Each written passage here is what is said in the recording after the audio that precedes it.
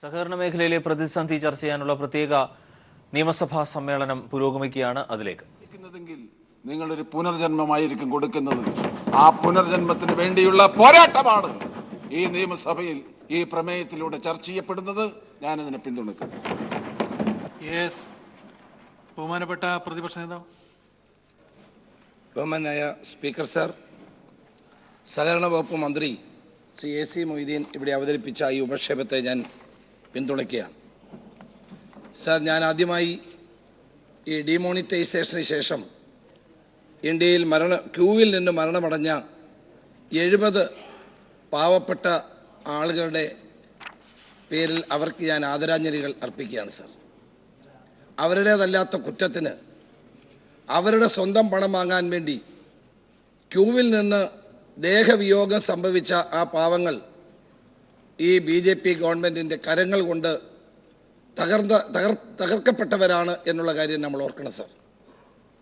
Sir, ഇവിടെ പാർലമെൻറ്റിൽ ഈ കാര്യം ചർച്ച ചെയ്യാൻ കഴിയുന്നില്ല. ലോക്സഭയിലും രാജ്യസഭയിലും ചർച്ച ചെയ്യാൻ കഴിയുന്നില്ല. സർ, കേരള നിയമസഭ ഇവിടെ വിളിച്ചു കൂട്ടിയതും ഇത് ചർച്ച ചെയ്തതും ജനാധിപത്യത്തിൻ്റെ ഉന്നതമായൊരു മാതൃകയാണ്. ഞങ്ങൾ അങ്ങയോട് ആ കാര്യത്തിൽ കടപ്പെട്ടിരിക്കുന്നു. ഞങ്ങൾ ഗവൺമെൻറ്റിനോട് ഈ ആവശ്യം ഉന്നയിച്ചപ്പോൾ ഗവൺമെൻറ് അതിന് തയ്യാറായതും ജനാധിപത്യത്തിൻ്റെ ഉത്തമമായ മാതൃകയാണ്. സാർ, ഇവിടെ 4 തവണ ഞാനും സുരേഷ് കുറുപ്പും പാർലമെൻറ്റിൽ ഉണ്ടായിരുന്നവരാണ്. പാർലമെൻറ്റിൽ മുൻകാലത്ത് എല്ലാ പ്രധാനമന്ത്രിമാരും അവിടെ വരുമായിരുന്നു, ചർച്ചകൾക്ക് മറുപടി പറയുമായിരുന്നു. സാർ, രാജ്യസഭയും ലോക്സഭയും ബഹുമാനിക്കുന്നില്ല, പാർലമെൻറ്റിനെ ബഹുമാനിക്കുന്നില്ല, ജനങ്ങളെ ആകെ ബഹുമാനിക്കുന്നില്ല. ഒരേകാധിപതിയുടെ അരാജകത്വ ഭരണമാണ് സാർ രാജ്യത്ത് നടന്നുകൊണ്ടിരിക്കുന്നത്. നരേന്ദ്രമോദി എന്ന വ്യക്തിക്ക് എന്തുമാകാം, പക്ഷേ നരേന്ദ്രമോദി എന്ന പ്രധാനമന്ത്രിക്ക് ഇതൊന്നും ചേർന്ന നടപടിയല്ല. സാർ, ഇവിടെ ബഹുമാനായ BJPയുടെ നേതാവ് ശ്രീ O രാജഗോപാൽ ചില കാര്യങ്ങൾ പറഞ്ഞു. സാർ, ഇടതുമുന്നണിയുമായിട്ട് ഞങ്ങൾക്ക് അഭിപ്രായ വ്യത്യാസമുണ്ട്, ഞങ്ങളോട് അവർക്കും അഭിപ്രായ വ്യത്യാസമുണ്ട്. സർക്കാരിൻ്റെ തെറ്റായ നയങ്ങൾക്കെതിരെ ഞങ്ങളുടെ നിലപാട് എന്നും ഉയർത്തിപ്പിടിച്ചിട്ടുണ്ട്, നാളെയും ഉയർത്തിപ്പിടിക്കും. പക്ഷേ രാജ്യം നേരിടുന്ന വലിയൊരു പ്രശ്നമുണ്ടായപ്പോൾ, രാജ്യത്തെ ജനങ്ങൾ ഒട്ടാകെ നെട്ടോട്ടമോടുമ്പോൾ, ഈ രാജ്യത്തെ മുഴുവൻ ജനങ്ങളും പ്രതിസന്ധി നേരിടുമ്പോൾ, കേരളത്തിലെ സഹകരണ മേഖല ആകെ തകരുമ്പോൾ, അത്തരം സംഘടിതമായ രാഷ്ട്രീയ താല്പര്യങ്ങൾ മാറ്റിവെച്ചുകൊണ്ട് പ്രതിപക്ഷവും ഭരണകക്ഷിയും ഒന്നിക്കുന്നത് ഈ നാടിന് വേണ്ടി തന്നെയാണ് എന്ന് ഞാൻ പറയാൻ ആഗ്രഹിക്കുന്നു. സാർ, ഇതിനു മുമ്പും കേരളം ഇന്ത്യക്ക് ഇത്തരം മാതൃകകൾ കാട്ടിയിട്ടുണ്ട്. അതീവ ഗുരുതരമായ സാഹചര്യങ്ങളിൽ ഒരുമിച്ച് നിന്നുകൊണ്ട് നാടിന് വേണ്ടി, ജനങ്ങൾക്ക് വേണ്ടി, ജനസമൂഹത്തിൻ്റെ ജീവിതത്തിന് വേണ്ടി ഒരുമിച്ച് നിന്നിട്ടുണ്ട്. ആ മാതൃക പിന്തുടരുക തന്നെ ചെയ്യും. സാർ, ഇന്ന് ശ്രീമതി സോണിയാഗാന്ധിയുടെ നേതൃത്വത്തിൽ 10 രാഷ്ട്രീയ കക്ഷികൾ ഒരുമിച്ച് നിന്നുകൊണ്ട് അവരൊരു പ്രക്ഷോഭത്തിലേക്ക് നീങ്ങുകയാണ്. ശിവൻ AK ആന്റണിയുടെ നേതൃത്വത്തിൽ MP-മാർ ധനകാര്യ വകുപ്പ് മന്ത്രിയെ കണ്ട് ഈ കാര്യങ്ങൾ പറഞ്ഞു. എനിക്ക് ബഹുമാനായ BJP മെമ്പറോട് പറയാനുള്ളത്, ഇതിനകത്ത് അങ്ങ് രാഷ്ട്രീയം മാറ്റിവെക്കണം. ഇതിനകത്ത് കേരളത്തിൻ്റെ സഹകരണ മേഖലയെയും നമ്മുടെ രാജ്യത്തെയും ജനങ്ങളെയും ബാധിച്ചിരിക്കുന്ന ഏറ്റവും വലിയൊരു പ്രതിസന്ധിയാണിത്. ഈ പ്രതിസന്ധിയിൽ ഒരുമിച്ച് നിൽക്കേണ്ടത് സന്ദർഭത്തിൽ നമ്മൾ ഭിന്നിച്ചു നിൽക്കാൻ പാടില്ല എന്നുള്ളതാണ് എനിക്ക് അദ്ദേഹത്തോടും പറയുവാനുള്ളത്. സർ, കള്ളപ്പണം തടയാൻ വേണ്ടിയാണോ ഇത് കൊണ്ടുപോകുന്നത്? സാർ, ഇവിടെ ഇന്നും ഇന്നലെയുമാണ് സാർ ഡിമോണിറ്റൈസേഷൻ ഉണ്ടായിട്ടുള്ളത്. 1946-ൽ 1000-ന്റെയും 10,000-ന്റെയും നോട്ടുകൾ പിൻവലിച്ചു. 1954-ൽ 1000-ന്റെയും 5000-ന്റെയും 10,000-ന്റെയും നോട്ട് റീഇൻട്രൊഡ്യൂസ് ചെയ്തു. 1978-ൽ HM പട്ടേൽ ധനകാര്യമന്ത്രി ആയിരുന്നപ്പോൾ മൊറാർജി ദേശായിയുടെ ഭരണകാലത്ത് 1000, 5000, 10,000 എന്നീ നോട്ടുകൾ പിൻവലിച്ചു. 2011-ൽ 25 പൈസയും താഴെയുള്ള എല്ലാ പൈസകളും വിഡ്രോ ചെയ്തു. സാർ, ഇതുകൊണ്ടൊക്കെ ഞാൻ സൂചിപ്പിച്ച 4-5 കാലഘട്ടങ്ങളിലെ നോട്ട് പിൻവലിക്കൽ മൂലം ഇവിടെ കള്ളപ്പണം ഇല്ലാതായോ? കള്ളനോട്ട് ഇല്ലാതായോ? ഇവിടെ കള്ളപ്പണക്കാർക്കും അഴിമതിക്കാർക്കുമെതിരെ ഉള്ള നടപടികളുമായി നമ്മുടെ ഗവൺമെൻറ്റുകൾ മുന്നോട്ട് പോയിട്ടുണ്ട്. അതിന് ഈ കള്ളപ്പണം ഇല്ലാതാക്കാനുള്ള നടപടികൾ ഉണ്ടായിട്ടുണ്ടോ? സാർ, സാമ്പത്തിക വിദഗ്ധന്മാർ പറയുന്നത് ഈ നടപടി കൊണ്ട് കള്ളപ്പണം അണർത്തി ചെയ്യാൻ കഴിയില്ല എന്നുള്ളതാണ്. സർ, പണമായി മാറ്റിയ സ്വത്ത്, സ്വർണമായി മാറ്റിയ കള്ളപ്പണം, റിയൽ എസ്റ്റേറ്റിലേക്ക് മാറ്റിയ കള്ളപ്പണം, വിദേശത്തേക്ക് മാറ്റിയ കള്ളപ്പണം, ഇതിനെ ഒന്നും സാർ ഈ ഡിമോണിറ്റൈസേഷൻ കൊണ്ട് കണ്ടെത്താനോ അണർത്തി ചെയ്യാനോ കഴിയില്ല എന്നുള്ളതാണ് യാഥാർത്ഥ്യം. കള്ളനോട്ട് തടയാൻ ഒരു പരിധിവരെ ചിലപ്പോൾ സഹായകമായേക്കാം. അല്ലാതെ ഇന്ത്യൻ സാമ്പത്തിക രംഗത്ത് ഇതുകൊണ്ട് അടിസ്ഥാനപരമോ ദൂരവ്യാപകവുമായ ഒരു മാറ്റത്തിനും സാധ്യതയില്ലെന്നാണ് സാർ എല്ലാ സാമ്പത്തിക വിദഗ്ധന്മാരും പറയുന്നത്. സാർ, ഹീറോ ആയിരുന്ന മോഡി ഇപ്പോൾ ഒരു സീറോ ആയി മാറിയിരിക്കുന്നു എന്നാണ് ഇതിലൂടെ കാണാൻ കഴിയുന്നത്. സാർ, നരേന്ദ്രമോദി ഇവിടെ ഫൈനാൻഷ്യൽ ഫാസിസമാണ് സാർ നടപ്പാക്കുന്നത്. സാമ്പത്തിക ഫാസിസമാണ് ഇന്ന് നരേന്ദ്രമോദി ഇന്ത്യയിൽ നടപ്പാക്കിക്കൊണ്ടിരിക്കുന്നത്. നമ്മുടെ ഇത്രയും കോമൺ സെൻസ് ഇന്ത്യയുടെ പ്രധാനമന്ത്രിക്ക് ഉണ്ടായില്ലല്ലോ എന്നോർത്ത് ഞാൻ പരിതപിക്കുകയാണ് സാർ. 86% ഇന്ത്യയിൽ സർക്കുലേഷനിലുള്ള നോട്ടുകളിൽ 86% നോട്ടുകളും 500, 1000 രൂപയുടെ വലിയ ഡിനോമിനേഷനിലുള്ള നോട്ടുകളാണ് സാർ. അതൊരു സുപ്രഭാതത്തിൽ പിൻവലിക്കുമ്പോൾ അതിന് ആനുപാതികമായ നോട്ടുകൾ അവിടെ ഉണ്ടാകണ്ടേ? 14% നോട്ടുകൾ മാത്രമാണ് അച്ചടിച്ച് വെച്ചിരുന്നത്. അതുകൊണ്ടാണ് ഇത്രയും വലിയൊരു പ്രതിസന്ധി ഉണ്ടാകുന്നത്. ആളുകൾ നെട്ടോട്ടമോടുന്നു, ആളുകൾ ക്യൂ നിൽക്കുന്നു, ക്യൂവിൽ ആളുകൾ മരിക്കുന്നു. സാർ, ഡൽഹിയിലൊക്കെ ക്യൂവിൽ ലാത്തിച്ചാർജ് നടക്കുകയാണ്. ATM പണമില്ലാതെ ആളുകൾ ബുദ്ധിമുട്ടുന്നു. സാർ, ഇവരെടുത്ത നടപടി എത്ര അവധാനതയില്ലാതെയാണ്. സാധാരണഗതിയിൽ റിസർവ് ബാങ്ക് സെൻട്രൽ ബോർഡിന്റെ ശുപാർശ വേണം. ബോർഡ് അംഗങ്ങൾ വിശദമായി ചർച്ച ചെയ്യണം. ഗുണദോഷങ്ങൾ രേഖപ്പെടുത്തി മന്ത്രിസഭയ്ക്ക് നൽകണം. മന്ത്രിസഭ ചർച്ച ചെയ്ത് തീരുമാനമെടുക്കണം. സാർ, ഇവിടെ ഞങ്ങൾ അറിഞ്ഞത് റിസർവ് ബാങ്കിനോട് ശുപാർശ ചെയ്യാൻ പറഞ്ഞു. അവർ ശുപാർശ കൊടുത്തു.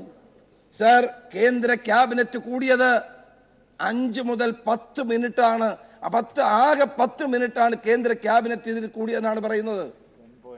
സാർ, മന്ത്രിമാരെ ഗൺ പോയിന്റിൽ നിർത്തിയാണ് ഈ തീരുമാനമെടുപ്പിച്ചത്.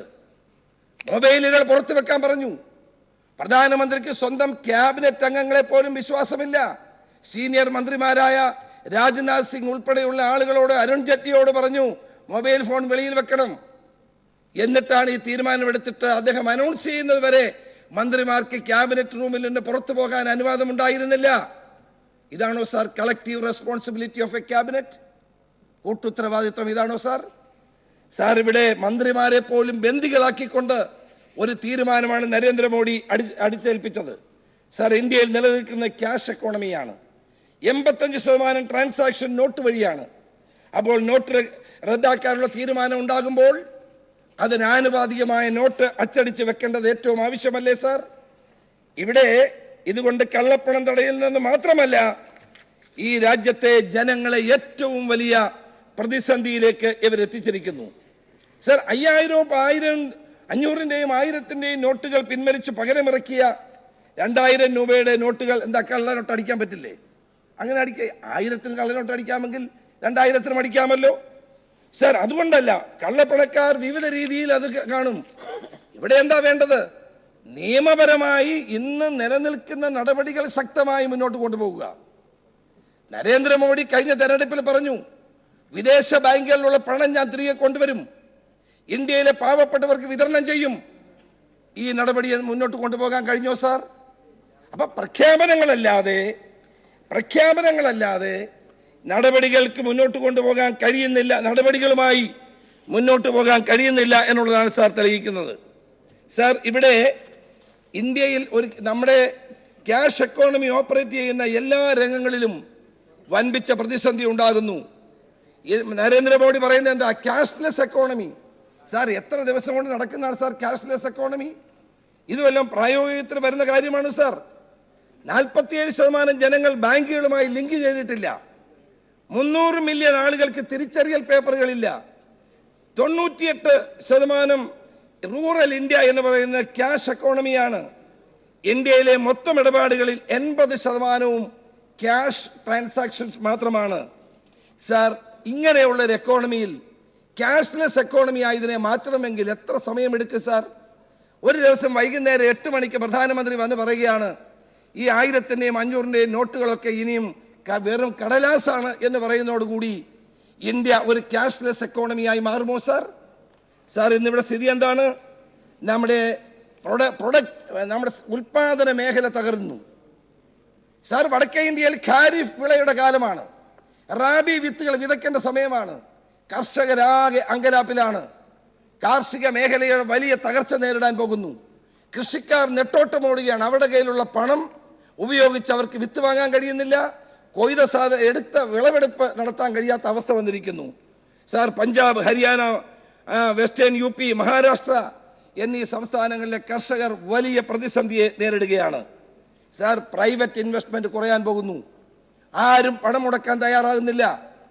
ഉള്ളവർ തന്നെ വിഡ്രോ ചെയ്തുകൊണ്ട് പോകുന്നു. മാത്രമല്ല സാർ, നമ്മുടെ GDP അത് ബാധിക്കും, നമ്മുടെ എംപ്ലോയ്മെന്റിനെ അത് ബാധിക്കും. ഇന്ന് ഇവിടെ കല്യാണത്തിന്റെ കാര്യം പറഞ്ഞല്ലോ സാർ. ഒരു എസ്റ്റിമേറ്റ്, ഈ ആഴ്ചയിൽ തന്നെ 1.5 കോടി കല്യാണങ്ങളാണ് ഇന്ത്യയിൽ നടക്കുന്നതെന്നാണ് ഈ ഒരു എസ്റ്റിമേറ്റ് വന്നിട്ടുള്ളത്. കാരണം വിവാഹങ്ങളുടെ സമയമാണ്. ഇന്ത്യയിൽ 1.5 കോടി വിവാഹങ്ങൾ ഒരാഴ്ചക്കുള്ളിൽ നടക്കുമെന്നാണ് കണക്ക്. സാർ, അവരെല്ലാവരും അവരുടെ കല്യാണത്തിന്റെ കുറിയുമായി പോയി ബാങ്കിൽ കൊണ്ട് കൈനീട്ടി നിൽക്കേണ്ട ഒരു അവസ്ഥാവിശേഷം ഈ രാജ്യത്തുണ്ടായത് അപമാനകരമല്ലേ സാർ? സാർ, നമ്മുടെ പണം, നമ്മൾ അധ്വാനിക്കുന്ന പണം, ആ പണം നമ്മൾ ബാങ്കിലിട്ടാൽ അത് നമുക്ക് തിരിച്ചു വാങ്ങണമെങ്കിൽ ദയാദാക്ഷിണ്യത്തിന്റെ ആവശ്യമുണ്ടോ സാർ? ഇന്ത്യൻ ഭരണഘടന 300A അതിന്റെ നഗ്നമായ നിഷേധമായിട്ട് മാത്രമേ നമുക്കിതിനെ കാണാൻ കഴിയുള്ളൂ. സാർ, ഇവിടെ എല്ലാവരും പറഞ്ഞു ജനാർദ്ദൻ റെഡ്ഡി എന്ന BJPയുടെ നേതാവിന് 500 കോടി രൂപയുടെ വിവാഹം നടത്താം. ഒരു പരിശോധനയുമില്ല, ഒരു നിയന്ത്രണവുമില്ല. ഇത്തരം ആളുകളെ സഹായിക്കുന്ന നടപടിയാണ് ഗവൺമെന്റ് കൈക്കൊണ്ടുകൊണ്ടിരിക്കുന്നത്. സാർ, ഇവിടെ നമ്മുടെ സാമ്പത്തിക വിദഗ്ധന്മാർ പറയുന്ന അനുസരിച്ചാണെങ്കിൽ ഇന്ത്യ വലിയ ഒരു സാമ്പത്തികമായ ക്രൈസിസിലേക്ക് എത്തിച്ചേരാൻ പോകുന്നു. സാർ, ഇവിടെ ബാങ്കിലെ നിക്ഷേപങ്ങൾ പിൻവലിക്കാൻ ആകെ 24,000 രൂപ മാത്രമാണ് പിൻവലിക്കാൻ കഴിയുന്നത്. സാർ, ഇത് ഏത് നിയമം അനുസരിച്ചാണ് ഇത്തരം റെസ്ട്രിക്ഷൻസ് ഏർപ്പെടുത്തുന്നത്? ഗവൺമെന്റിന് എന്ത് അധികാരമാണുള്ളത്? ഭരണഘടനയുടെ 360 വകുപ്പ് അനുസരിച്ച് ഫൈനാൻഷ്യൽ എമർജൻസി രാഷ്ട്രപതിക്ക് പ്രൊക്ലെയിം ചെയ്യാനുള്ള അധികാരമുണ്ട്. അങ്ങനെ ഒരു സാമ്പത്തിക എമർജൻസി പ്രഖ്യാപിക്കുകയാണെങ്കിൽ ഇത്തരം നടപടികൾ നമുക്ക് മനസ്സിലാക്കാൻ കഴിയും. അങ്ങനെ ഒരു എമർജൻസിക്ക് ഇന്ത്യയിൽ പ്രഖ്യാപിച്ചിട്ടില്ല. പിന്നെ ഏത് അടിസ്ഥാനത്തിലാണ് നരേന്ദ്രമോദി പറയുന്നത് 24,000 രൂപയ്ക്കുള്ളിൽ എടുക്കാൻ കഴിയില്ല, വിവാഹത്തിന് 2.5 ലക്ഷം രൂപയ്ക്കുള്ളിൽ എടുക്കാൻ പാടില്ല എന്നൊക്കെ പറയുന്നത് ജനാധിപത്യത്തിൽ ഒരിക്കലും സ്വീകാര്യമായ നടപടിയല്ല. നമ്മുടെ രാജ്യത്തിന്റെ വളർച്ചയെ പിന്നോട്ടടിക്കുന്ന ഏറ്റവും പ്രധാനപ്പെട്ട ഒരു കാര്യമാണ് സാർ. സാർ, നമ്മുടെ അസംഘടിത മേഖല വലിയ തകർച്ചയെ നേരിടാൻ പോവുകയാണ്. ഈ വലിയൊരു വിഭാഗം ജനങ്ങൾ ആശ്രയിക്കുന്ന അസംഘടിത മേഖലയാണ്. സഹകരണ ബാങ്കുകളെ പോലെ, ചിട്ടി ഫണ്ടുകളെ പോലെ, പ്രാദേശിക സാമ്പത്തിക സ്ഥാപനങ്ങളെ പോലെ ഈ അസംഘടിത മേഖലയാണ് ഏറ്റവും കൂടുതൽ തൊഴിൽ നൽകുന്ന ഒരു മേഖല. ആ മേഖല, നിർമ്മാണ മേഖല അത് ഉൾപ്പെടെയുള്ള ഈ മേഖലകളൊക്കെ ആകെ തകർന്ന് തരിപ്പണമാകുന്ന ഒരു സ്ഥിതിവിശേഷത്തിലേക്ക് കാര്യങ്ങൾ എത്തുകയാണ് സാർ. സാർ, പണത്തിന്റെ ലഭ്യതക്കുറവ് കാർഷിക മേഖലയിൽ ഉണ്ടാക്കുന്ന പ്രതിസന്ധി ചെറുതല്ല. എല്ലാ മേഖലയും ഇപ്പോൾ ഏതാണ്ട് സ്തംഭിച്ചിരിക്കുകയാണ്. ഈ മേഖലകളിലെ സ്തംഭനാവസ്ഥ ഇന്ത്യയുടെ സാമ്പത്തിക വളർച്ചയെ മാത്രമല്ല സാർ, ദൈനംദിന ജീവിതത്തെ പോലും ഗുരുതരമായി ബാധിച്ചിരിക്കുന്നു എന്നുള്ളത് നമുക്ക് കാണാതെ കടന്നു പോകാൻ സാധ്യമല്ല. ഇന്ത്യയുടെ മൊത്തം ആഭ്യന്തര ഉൽപാദനത്തെയും ഈ പ്രതിസന്ധി ഗുരുതരമായി ബാധിക്കുകയാണ്. ഗ്രാമീണ ജനതയ്ക്ക് ജീവിക്കാൻ കഴിയാത്ത അന്തരീക്ഷം ഇന്ത്യയിൽ ഉയർന്നു വരികയാണ്. സാർ, ലോകത്ത് 2 രാജ്യങ്ങളാണ് ഇത്തരം പ്രതിസന്ധി നേരിട്ടത്. സഹകരണ മേഖലയിലെ പ്രതിസന്ധിയെ മുൻനിർത്തി പ്രത്യേക നിയമസഭാ സമ്മേളനമാണ് പുരോഗമിക്കുന്നത്. സഹകരണ മന്ത്രി AC മൊയ്തീൻ അദ്ദേഹം ഇക്കാര്യത്തിൽ പ്രമേയം അവതരിപ്പിച്ചു. തുടർന്ന് വിവിധ നേതാക്കൾ സഭയിൽ സംസാരിക്കുകയായിരുന്നു. MLA മാർ സംസാരിക്കുന്ന കാഴ്ച കൂടിയാണ് നിലവിൽ കണ്ടത്. സഹകരണ മേഖലയിലെ പ്രതിസന്ധി ചർച്ച ചെയ്യാനുള്ള പ്രത്യേക നിയമസഭാ സമ്മേളനം പുരോഗമിക്കുകയാണ്. തത്സമയം ന്യൂ ജനറേഷൻ ബാങ്കുകൾ ഇപ്പോഴും നമ്മളോട് നീതി കാട്ടുന്നില്ല എന്നുള്ള പരാതി ഇവിടെ നിൽക്കുന്നു.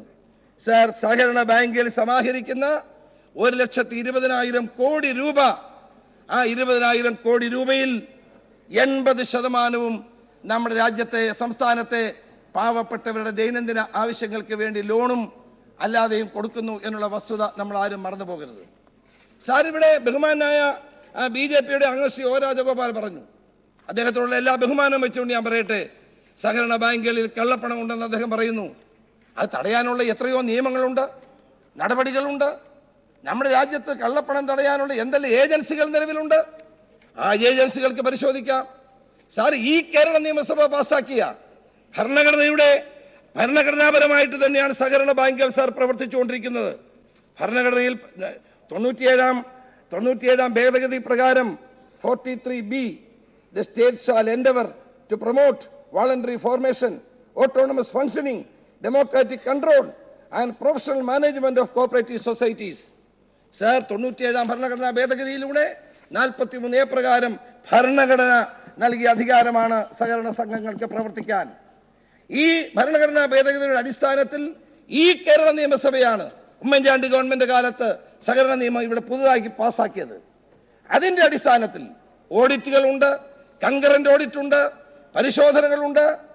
ഏതെങ്കിലും സൊസൈറ്റിയിൽ വെട്ടിപ്പുണ്ടെങ്കിൽ നടപടികൾ ഉണ്ടാകുന്നുണ്ട്, കമ്മിറ്റികൾ പിരിച്ചുവിടുന്നുണ്ട്, നിയമപരമായ നടപടികൾ ഉണ്ടാകുന്നുണ്ട്. ഇതെല്ലാം ഉള്ളതിനെ പറ്റി നമ്മൾ വിസ്മരിച്ചുകൊണ്ട് സംസാരിക്കരുത്. സഹകരണ സംഘങ്ങൾ ആർക്കുപോലെ തോന്നിയ പോലെ പ്രവർത്തിക്കുന്നു എന്നുള്ള ധാരണ ഉണ്ടാക്കുന്നത് ശരിയല്ല. അങ്ങനെ ഒരു ധാരണ ഉണ്ടാകുമ്പോൾ അത് നമ്മുടെ സംസ്ഥാനത്തിന് തന്നെ ദോഷമാണ്. സാർ, ഇപ്പം എന്താ നടക്കുന്നത്? ആളുകൾ സഹകരണ സംഘത്തിൽ നിന്ന് പണം വിഡ്രോ ചെയ്യുകയാണ്. കാരണം കൊടുത്ത പണത്തിന് യാതൊരു ഷുവർട്ടിയുമില്ല എന്ന് കണ്ടുകൊണ്ട് ആളുകൾ സഹകരണ ബാങ്കിൽ പണം വിഡ്രോ ചെയ്യുന്നു. അല്ല, ചെയ്യാൻ തയ്യാറാകുന്നു. അല്ല, അതിനെപ്പറ്റി ആലോചിക്കുകയാണ് ആളുകൾ. അതുപോലെ തന്നെ സാർ, ഒന്നായി പോകും ഇത്. മാത്രമല്ല, സഹകരണ ബാങ്കിലെ ജനങ്ങൾ സഹകരണ ബാങ്കിൽ പണമിട്ടിട്ടുള്ള ആളുകൾ ആരാണ് സാർ? കള്ളപ്പണക്കാരാണോ? പെൻഷൻ അത് ആനുകൂല്യം കിട്ടുന്ന ആളുകൾ പണമിടുന്നു. തൊഴിലാളികൾ, കർഷകർ, സാധാരണക്കാർ അവരാണ് സാർ ഇതിൽ പണമിടുന്നത്. ബഹുഭൂരിപക്ഷം ആളുകളും. ആരെങ്കിലും കള്ളപ്പണം ഇട്ടിട്ടുണ്ടെങ്കിൽ തീർച്ചയായും അത് അനർത്തി ചെയ്യാനും അവരുടെ പേരിൽ നിയമപരമായ നടപടികൾ സ്വീകരിക്കാനും ഗവൺമെന്റ് അധികാരമുണ്ട്. അത് ചെയ്യണമെന്ന് തന്നെയാണ് ഞങ്ങളുടെ അഭിപ്രായം. പക്ഷേ അതിന്റെ പേരിൽ കേരളത്തിലെ സഹകരണ സ്ഥാപനങ്ങളെ മുഴുവൻ ഗളഹസ്തം ചെയ്യാനുള്ള നടപടിയോട് നമുക്ക് അംഗീകരിക്കാൻ സാധ്യമല്ല. ജവഹർലാൽ നെഹ്റുവിന്റെ കാലം മുതൽ കേരളത്തിലെ സഹകരണ മേഖലയ്ക്ക് പ്രത്യേകമായ ആനുകൂല്യങ്ങൾ നൽകിയിരുന്നു. നികുതി ഉൾപ്പെടെയുള്ള കാര്യങ്ങളിൽ നമുക്ക് ഇളവുകൾ നൽകിയിരുന്നു. അതെല്ലാം മാറ്റിക്കൊണ്ട് ഇന്ന് ഈ സഹകരണ മേഖലയെ ഞെക്കിക്കൊല്ലാനാണ് ഗവൺമെന്റ് ശ്രമിക്കുന്നത്. സാർ, ജില്ലാ ബാങ്കുകൾ RBIയുടെ ലൈസൻസ് ഉള്ള ബാങ്കുകളാണ്. ക്യാപിറ്റൽ ആഡിക്വസി ഉള്ള ബാങ്കുകളാണ്. മൂലധനം ഉണ്ട് എന്ന് കണ്ടുകൊണ്ടാണ് അവയ്ക്ക് RBI ലൈസൻസ് കൊടുത്തിട്ടുള്ളത്. ക്യാപിറ്റൽ ആഡിക്വസി ഉള്ള ബാങ്കുകൾ, റിസർവ് ബാങ്കിന് ലൈസൻസ് ഉള്ള ബാങ്കുകൾ പ്രവർത്തിക്കുമ്പോൾ അവയ്ക്ക് പഴയ നോട്ടുകൾ വാങ്ങാൻ കഴിയുന്നില്ല, പുതിയ നോട്ടുകൾ കൊടുക്കാൻ കഴിയുന്നില്ല. ഇതെന്താ ന്യായമാണ് സാർ? അർബൻ ബാങ്കുകൾക്ക് കൊടുക്കുന്നുണ്ട്. സാർ, അർബൻ ബാങ്കുകളുടെ ഏക ഡ്യൂട്ടി എന്ന് പറയുന്നത് എന്താണ്? ഡിപ്പോസിറ്റ് വാങ്ങുക, ലോൺ കൊടുക്കുക. മറ്റൊരു കാര്യത്തിലും അവർക്ക് ഇടപെടാൻ കഴിയില്ല. നമ്മുടെ സഹകരണ സംഘങ്ങൾ ഇവിടെ പലരും ചൂണ്ടിക്കാണിച്ച പോലെ സേവന പ്രവർത്തനങ്ങൾ നടത്തുന്നു, ധാരാളം നല്ല കാര്യങ്ങൾ ചെയ്യുന്നു. അതൊന്നും നടത്താൻ കഴിയാത്ത അവസ്ഥയിലേക്ക് വരണം എന്ന് പറഞ്ഞാൽ കേരളത്തിന്റെ ഗ്രാമീണ മേഖലയിൽ അത് ഉണ്ടാക്കാൻ പോകുന്ന പ്രത്യാഘാതം വളരെ വലുതായിരിക്കുമെന്നാണ് സാർ എനിക്ക് പറയാനുള്ളത്. ഇപ്പൊ സഹകരണ ബാങ്കുകൾക്ക് ആകെ സൊസൈറ്റികൾക്ക് പിൻവലിക്കാൻ കഴിയുന്ന 24,000 രൂപയാണ്. ആ ഒരു സ്ഥിതി വന്നാൽ നമ്മുടെ സംസ്ഥാനത്ത് ജനങ്ങൾക്കുണ്ടാകുന്ന ബുദ്ധിമുട്ടുകൾ എത്രമാത്രമുണ്ട് എന്ന് നമ്മൾ കരുതേണ്ട ഒരു കാര്യമാണ് സാർ. അതുകൊണ്ട് റിസർവ് ബാങ്ക് കേരളത്തിലെ സഹകരണ പ്രസ്ഥാനത്തിന് ഒരു പരിരക്ഷ നൽകണം എന്നുള്ളതാണ് ഏറ്റവും പ്രധാനപ്പെട്ട കാര്യം. ഇന്ത്യയിൽ മറ്റൊരിടത്തുമില്ലാത്ത നിലയിൽ ഗ്രാമീണ തലത്തിൽ സഹകാരികൾ കൂട്ടമായിരുന്ന് ആലോചിച്ച് യോജിച്ചെടുക്കുന്ന യോജിച്ച് പ്രവർത്തിക്കുന്ന സ്ഥാപനങ്ങളാണ് സഹകരണ സംഘങ്ങൾ. ആ സംഘങ്ങൾക്ക് പ്രത്യേക പരിരക്ഷ നൽകിയില്ലെങ്കിൽ അതുപോലെ ഉണ്ടാകുന്ന പ്രതിസന്ധി വളരെ വലുതായിരിക്കും സാർ. വീട് കത്തുന്ന തക്കം നോക്കി വാഴ വെട്ടുന്നത് പോലെയാണ് സാർ സഹകരണ പ്രസ്ഥാനത്തെ ഇവിടെ തകർത്തുകൊണ്ടിരിക്കുന്നത്. വാണിജ്യ ബാങ്കുകളെ കാണുന്നത് പോലെ സഹകരണ ബാങ്കുകളെ കാണാൻ പാടില്ല. കാരണം അവർ നടത്തുന്ന സേവനങ്ങൾ ചെറുതല്ല സാർ. ഞാൻ അവസാനിപ്പിക്കുകയാണ്. കേരളം ഈ കാര്യത്തിൽ ഒറ്റക്കെട്ടായി നിൽക്കണം. ഈ ഡിമോണിറ്റൈസേഷന് ശേഷം ഇന്ത്യയിൽ നേരിട്ടുകൊണ്ടിരിക്കുന്ന പ്രതിസന്ധി, ജനങ്ങൾ അനുഭവിക്കുന്ന പ്രയാസം, ദുരിതം, ഇതെല്ലാം അകറ്റാൻ ഒറ്റക്കെട്ടായി ഒരുമിച്ച് മുന്നോട്ട് പോകേണ്ട സന്ദർഭമാണ് കേരളത്തിൽ. അതുകൊണ്ടാണ് ഈ നിയമസഭ ഒറ്റക്കെട്ടായി ഒരു പ്രമേയം പാസ്സാക്കണമെന്ന് നമ്മളെല്ലാവരും ആഗ്രഹിക്കുന്നത്. സഹകരണ മേഖലയെ തകർത്തുകൊണ്ട് ഈ നാട്ടിലെ കള്ളപ്പണക്കാർക്കും കൊള്ള പലിശക്കാർക്കും ഹുണ്ടിക വ്യാപാരികൾക്കും കഴുത്തറപ്പൻ പലിശക്കാർക്കും വേണ്ടി കേരളത്തിന്റെ വാതിലുകൾ തുറന്നു കൊടുക്കാനുള്ള നരേന്ദ്രമോദിയുടെ ശ്രമത്തെ എന്ത് വില കൊടുത്തും പരാജയപ്പെടുത്തും എന്നുള്ള നിശ്ചയദാർഢ്യത്തോടെ നമുക്ക് മുന്നോട്ട് പോകാം എന്ന് മാത്രം പറഞ്ഞുകൊണ്ട് ഈ ഉപക്ഷേപത്തെ ഞാൻ അനുകൂലിക്കുന്നു സാർ. ബഹുമാനപ്പെട്ട മുഖ്യമന്ത്രി 500,000 രൂപ നോട്ടുകൾ അസാധുവാക്കിയത് സുപ്രീം കോടതി തന്നെ ഒരു ഘട്ടത്തിൽ ചോദിച്ചു, ഇത് രാജ്യത്തെ ആഭ്യന്തര കലാപത്തിലേക്ക് നയിക്കില്ലേ? യഥാർത്ഥത്തിൽ നമ്മുടെ സമ്പദ് വ്യവസ്ഥയെ അസ്ഥിരപ്പെടുത്തുകയും ജനജീവിതം ദുസ്സഹമാക്കുകയും ചെയ്യുകയാണ് ഉണ്ടായിട്ടുള്ളത്. അപ്പോൾ അതിലൂടെ രാജ്യത്തെ ആഭ്യന്തര കലാപത്തിലേക്ക് തള്ളിവിടുന്ന ഒരു സാഹചര്യമാണ് ഉയർന്നു വന്നിരിക്കുന്നത്. സർ, ഇത് നമ്മുടെ രാജ്യത്ത് നടപ്പാക്കിയപ്പോൾ ഇതിൻ്റെ യഥാർത്ഥ ലക്ഷ്യം BJP എന്ന പാർട്ടിക്കകത്തുള്ളവർ തന്നെ മനസ്സിലാക്കിയിട്ടുണ്ടാകും എന്നാണ് കരുതേണ്ടത്. നമ്മുടെ രാജ്യത്തെ സാമ്പത്തിക അടിമത്തത്തിലേക്ക് നയിക്കുക എന്ന ഒരു ഗൂഢാലോചന ഇതിൻ്റെ പിന്നിലില്ലേ എന്ന് സംശയിക്കേണ്ടതായിട്ടുണ്ട്. കാരണം നമ്മുടെ സാമ്പത്തിക ആന്തരിക ശക്തിയെ ചോർത്തിക്കളയുക ഇതൊരു ലക്ഷ്യമല്ലേ എന്നും സംശയിക്കേണ്ടതായിട്ടുണ്ട്. സർ, ഇവിടെ പറഞ്ഞ രീതിയിൽ ഉയർന്ന മൂല്യമുള്ള കള്ളപ്പണം, ഉയർന്ന മൂല്യമുള്ള കറൻസി കള്ളപ്പണം പൂഴ്ത്തിവെക്കാൻ ഉപയോഗിക്കുന്നതാണല്ലോ ഒരു വാദം ഉന്നയിച്ചിരിക്കുന്നത്. സർ, അങ്ങനെയാണെങ്കിൽ ഈ 500 രൂപയും 1000 രൂപയും മാറ്റി 500 രൂപയും 1000 രൂപയും വീണ്ടും വരുന്നില്ലേ? 2000 രൂപയും വരികയല്ലേ? പിന്നെ എന്താണ് മാറ്റം വരുന്നത്? ഇത് മാറ്റി വേറെ ഇതേ നാണയം തന്നെ, ഇതേ കറൻസി തന്നെ വരികയാണല്ലോ. സർ, നിയമപരമായ പ്രവൃത്തികളിൽ നിന്നുള്ള വരുമാനത്തിന് നൽകേണ്ട നികുതി അത് നൽകാത്തവരുണ്ട് നമ്മുടെ രാജ്യത്ത്. അതുപോലെ തന്നെ നിയമവിരുദ്ധമായ പ്രവൃത്തികളിൽ കൂടി സമ്പാദിക്കുന്ന പണം, അതാണ് യഥാർത്ഥത്തിൽ കള്ളപ്പണം. ആ കള്ളപ്പണത്തെ ഇല്ലാതാക്കുന്നതിനുള്ള ഒരു നടപടിയും സ്വീകരിച്ചിട്ടില്ല. അപ്പോൾ കറൻസി പിൻവലിച്ചതുകൊണ്ട് മാത്രം ഈ കള്ളപ്പണത്തിൻ്റെ ആൾക്കാർക്ക് ഒരു ബുദ്ധിമുട്ടും ഉണ്ടാകാൻ പോകുന്നില്ല. ഇപ്പം നമ്മുടെ രാജ്യത്തെ റിസർവ് ബാങ്കിൻ്റെ മുൻ ഗവർണർ, അതുപോലെ തന്നെ ലോക ബാങ്കിൻ്റെ ഇപ്പോഴത്തെ ചീഫ് എക്കണോമിസ്റ്റ്, ഇങ്ങനെയുള്ള ആളുകളൊക്കെ, അതായത് അവരെല്ലാം സാമ്പത്തിക രംഗത്തെ വിദഗ്ധരാണ്, കറൻസി പിൻവലിച്ചതിനെ എതിർത്ത് ഇതിനകം തന്നെ സംസാരിച്ചു കഴിഞ്ഞിട്ടുണ്ട്. നമ്മുടെ രാജ്യത്ത് പ്രചാരത്തിലുള്ള 86% കറൻസിയും ഇവിടെ പല ബഹുമാനരായ അംഗങ്ങളും പ്രസ്താവിച്ചതുപോലെ 500 രൂപയും 1000 രൂപയുടെയും നോട്ടുകളാണ്. അപ്പോൾ ആകെ നടക്കുന്ന സാമ്പത്തിക ഇടപാടുകളിൽ 90% കറൻസിയിലൂടെയാണ് നടക്കുന്നത്. നമ്മുടെ രാജ്യത്തെ അവസ്ഥ ഇന്നും അതാണ്. 90% ഇടപാടും കറൻസിയിലൂടെ നടക്കുകയാണ്. അപ്പോൾ നോട്ട് പിൻവലിച്ചാൽ അത് സ്വാഭാവികമായും സാധാരണ ജനങ്ങൾക്ക് നിത്യോപയോഗ സാധനങ്ങൾ വാങ്ങാൻ കഴിയാത്ത അവസ്ഥ, ജീവൻ രക്ഷാ സേവനങ്ങൾ പോലും ഉപയോഗിക്കാൻ പറ്റാത്ത തരത്തിലുള്ള കുഴപ്പങ്ങൾ, ഇതൊക്കെയാണ് ഇവിടെ സൃഷ്ടിച്ചിട്ടുള്ളത്. നോട്ട് പിൻവലിച്ചതിൻ്റെ നേരിട്ടുള്ള ഇരകളെന്ന നിലയിൽ ഇവിടെ നേരത്തെ പ്രസ്താവിച്ചു, 70-ൽ പരം ആളുകൾ നമ്മുടെ രാജ്യത്ത് മരണപ്പെട്ടു കഴിഞ്ഞു. നമ്മുടെ കേരളത്തിൽ 7 ഹതഭാഗ്യരാണ് മരണപ്പെട്ടിരിക്കുന്നത്. അതിൽ ജീവനൊടുക്കിയവരടക്കമാണുള്ളത്. സർ, ഇത് അങ്ങേയറ്റം ദുഃഖകരമായൊരു കാര്യമാണ്. നമ്മുടെ ജീവൻ നഷ്ടപ്പെട്ടവരുടെ കുടുംബങ്ങളുടെ ദുഃഖത്തിൽ നമുക്കും പങ്കുചേരാം. സർ, ധനകാര്യ മന്ത്രാലയത്തിൻ്റെ ബാങ്കിംഗ് ഡിവിഷൻ്റെ കണക്കനുസരിച്ച് നമ്മുടെ രാജ്യത്തെ ജനസംഖ്യയിൽ വെറും 30% മാത്രമാണ് ബാങ്കിങ് സംവിധാനവുമായി ബന്ധമുള്ളത്. ഇതാണ് നമ്മുടെ രാജ്യത്തിൻ്റെ അവസ്ഥ. ഇത് മാത്രമല്ല, ആകെ ബാങ്കുകളുടെ 1/3 60 വൻനിര നഗരങ്ങളിലും 2ാം നിര നഗരങ്ങളിലുമായിട്ടാണ് പ്രവർത്തിക്കുന്നത്. യഥാർത്ഥ വിവരങ്ങൾ ശരിക്ക് ലഭ്യമല്ലാത്ത, യഥാസമയം ലഭ്യമല്ലാത്ത രാജ്യത്തെ ഗ്രാമീണ ജനങ്ങളാണ് നോട്ട് പിൻവലിച്ചതിൻ്റെ മുഖ്യ ഇരകൾ. നമ്മുടെ നാടിൽ നിന്ന് വ്യത്യസ്തമാണ്, നമുക്കെല്ലാവർക്കും അറിയാം. പക്ഷേ ഇത് രാജ്യത്തെ കണക്കാണ്. രാജ്യത്തിൻ്റെ ഒരു പൊതുവായ സാഹചര്യം ഇങ്ങനെയാണ് നിലനിൽക്കുന്നത്. സർ, എല്ലാ നോട്ടുകൾക്കും മൂല്യമുള്ളത് ബാങ്കിങ് സംവിധാനത്തിലുള്ള അടിയുറച്ച വിശ്വാസം കൊണ്ട് മാത്രമാണ്. ഇപ്പോൾ ഇവിടെ പറഞ്ഞു, നേരത്തെ ബഹുമാനായ നമ്മുടെ അംഗം നോട്ട് തന്നെ എടുത്ത് വായിച്ചല്ലോ. ഇതിലെത്രയാണ്? മുല്ലക്കരിയാണ് വായിച്ചത്. മുല്ലക്കരിയാണ് വായിച്ചത്. അത് എടുത്ത് വായിച്ചല്ലോ.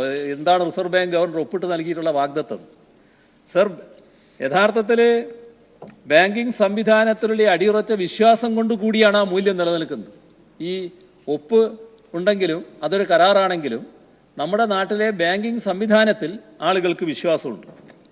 ഈ നോട്ട് പിൻവലിക്കൽ നടപടി ഈ വിശ്വാസത്തെയാണ് തകർത്ത് കളഞ്ഞത്. പണമുണ്ടായാലും ഒന്നും ചെയ്യാൻ കഴിയില്ല. ഒരാവശ്യം കണ്ട് ബാങ്കിൽ പണം വെച്ചിരിക്കുന്നു, അതെടുക്കാൻ കഴിയില്ല. അപ്പോൾ വ്യാപകമായ കുഴപ്പങ്ങൾക്കും അപ്പുറത്ത് നമ്മുടെ രാജ്യത്തെ സമ്പദ് വ്യവസ്ഥയിൽ വലിയ തോതിലുള്ള പ്രത്യാഘാതം ഉണ്ടാക്കുന്ന ഒരു നടപടിയായിട്ടാണ് ഇത് വരുന്നത്. സർ, അതേപോലെ തന്നെ ഇവിടെ നേരത്തെ ബഹുമാനായ മുല്ലക്കര തന്നെയാണ് അതും പറഞ്ഞത്, ഈ സ്ത്രീകളെ ബാധിക്കുന്ന പ്രശ്നം. സർ, കുടുംബത്തിൻ്റെ ജീവനാഡിയായിട്ടാണല്ലോ സ്ത്രീകൾ പ്രവർത്തിക്കുന്നത്. അത്തരം കുടുംബങ്ങളിൽ ഒരുപാട് പ്രശ്നങ്ങളാണ് ഇതിൻ്റെ ഭാഗമായി ഉണ്ടാക്കിയിട്ടുള്ളത്. രൂക്ഷമായ പ്രശ്നങ്ങൾ ഇതിലൂടെ സ്ത്രീകൾ നേരിടുന്ന നില വന്നിട്ടുണ്ട്. ഇതിൻ്റെ മറ്റ് വിശദാംശങ്ങളിലേക്ക് ഞാനിപ്പോൾ പോകുന്നില്ല. നമ്മുടെ രാജ്യത്തെ കൃഷിക്കാർ ഇതിൻ്റെ ഭാഗമായി വലിയ പ്രയാസത്തിലാണ്. അതിൽ സാധാരണ കൃഷിക്കാരുണ്ട്, അതിനോടൊപ്പം ധാന്യം കൃഷി ചെയ്യുന്നവരുണ്ട്, ക്ഷീര കർഷകരുണ്ട്. അങ്ങനെ എല്ലാ വിഭാഗം ആളുകളും ഇതിൻ്റെ പ്രയാസം വലിയ തോതിൽ അനുഭവിക്കുകയാണ്. സർ, BJP തെരഞ്ഞെടുപ്പ് ഘട്ടത്തിൽ നടത്തിയ പ്രചരണം രാജ്യത്തിന് പുറത്ത് വലിയ തോതിൽ കള്ളപ്പണം കിടക്കുകയാണ്. ആ കള്ളപ്പണം മുഴുവൻ ഞാൻ പിടിച്ചിങ്ങോട്ട് കൊണ്ടുവരും, എന്നിട്ട് 15 ലക്ഷം വീതം നിങ്ങൾ ഓരോരുത്തരുടെയും അക്കൗണ്ടിൽ നിക്ഷേപിക്കുമെന്നാണ് പറഞ്ഞിരുന്നത്. സർ, എന്തായി കള്ളപ്പണത്തിൻ്റെ കഥ? 900 പേരുടെ ലിസ്റ്റ് തലയണക്കടിയിൽ വെച്ചിട്ട് കിടന്നുറങ്ങുകയാണ്. സുപ്രീം കോടതി ചോദിച്ചു, എന്താണത് നടപടികൾ സ്വീകരിക്കാത്തത്? അതിനെപ്പറ്റി ഒരു നടപടിയും സ്വീകരിക്കാൻ തയ്യാറില്ല. ഇതാണ് സർ നമ്മുടെ നാട്ടിലെ അവസ്ഥ. എന്നാൽ അതേസമയം 1,14,000 കോടി രൂപയുടെ കിട്ടാക്കടം പൊതുമേഖലാ ബാങ്കുകൾ കഴിഞ്ഞ 3 വർഷത്തിനുള്ളിൽ എഴുതി തള്ളിയിട്ടുണ്ട്. ഇപ്പോഴും കോടിക്കണക്കിന് രൂപയുടെ വായ്പകൾ കുടിശ്ശികയായി കിടക്കുകയാണ്. അപ്പോൾ ഇത്തരത്തിൽ കുടിശ്ശിക വരുത്തിയവരുടെ കിട്ടാക്കടം ആരതൊക്കെയാണോ എഴുതി തള്ളിയത് ആ വ്യക്തികളുടെ വൻകിട കമ്പനികളുടെ പേരുവിവരം എന്താണ് പ്രസിദ്ധീകരിക്കാൻ സർക്കാർ മടി കാണിക്കുന്നത്? അപ്പോൾ ഇതൊക്കെ നമ്മുടെ രാജ്യത്തെ ഒരു പ്രത്യേക രീതിയിലുള്ള കുഴപ്പത്തിലേക്ക് നയിക്കുന്നതിനിടയാക്കിയ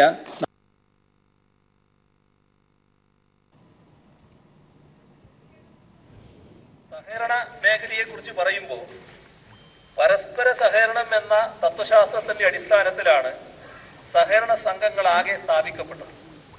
സംഘടിക്കുവാനുള്ള സ്വാതന്ത്ര്യവും വ്യക്തി സ്വാതന്ത്ര്യവും സമത്വവും ജനാധിപത്യ രീതിയിലുള്ള ഭരണ നിർവഹണവും ഒത്തുചേരുന്ന ഒരു മനോഹര സങ്കല്പമാണ് ഈ സഹകരണ സംഘങ്ങൾ എന്നത് നാം കാണേണ്ടതായിട്ടുണ്ട്.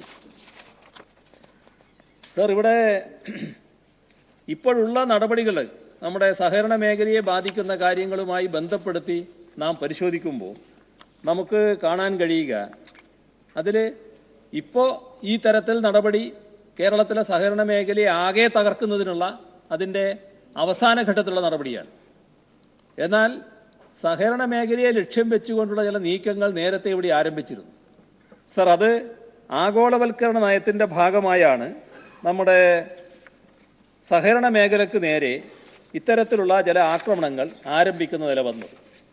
സർ, അതിൻ്റെ ഒരു ചരിത്രം പരിശോധിച്ചാൽ ആഗോളവൽക്കരണ നയം നടപ്പാക്കുന്നതിന് മുൻപ് ഏതെല്ലാം കമ്മിറ്റികളും കമ്മീഷനുകളും രൂപം കൊണ്ടിട്ടുണ്ടോ അവയെല്ലാം സഹകരണ മേഖലയെ ശക്തിപ്പെടുത്താനുള്ള ശുപാർശകളായിരുന്നു സമർപ്പിച്ചിരുന്നത്.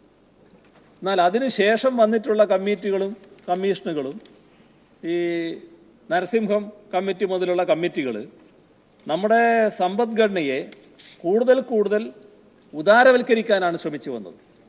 അതുപോലെ തന്നെ നമ്മുടെ രാജ്യത്തെ സമ്പദ് മേഖല വിദേശ മൂലധന ശക്തികൾക്ക് തുറന്നിട്ട് കൊടുക്കാനുള്ള ശ്രമമാണ് നടത്തിയത്. അതോടൊപ്പം ബാങ്കിങ് മേഖലാ പരിഷ്കാരങ്ങൾ വന്നു. അപ്പോൾ ബാങ്കിങ് ഇൻഷുറൻസ് രംഗത്ത് വിദേശ മൂലധനം കടന്നു വരുന്ന സ്ഥിതി വന്നു.